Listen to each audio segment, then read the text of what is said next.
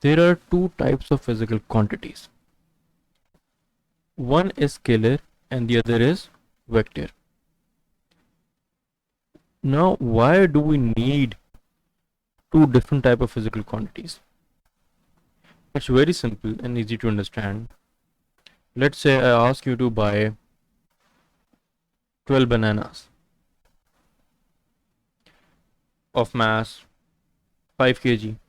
Not 5 kg, 5 kg is a lot for bananas. Let's say I ask you to buy 5 kg of apples. We'll go out to the supermarket and just buy 5 kg of apples. Now let's take an example of a pilot.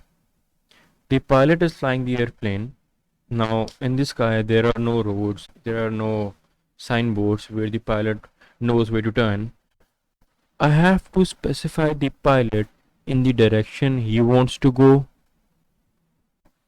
and for how much distance he has to go, for how much length he has to go. That's why we have the compass, which is north, west, east and south.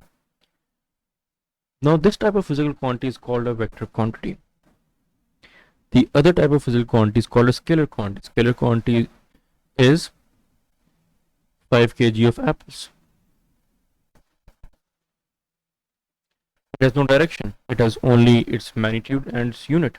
No direction. The magnitude is 5, which is the numerical value,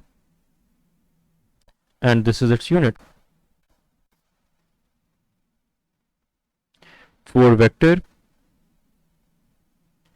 500 km east. This is the physical quantity with its magnitude and unit, and this is this direction. Scalar quantity is that physical quantity that has magnitude and unit but no direction.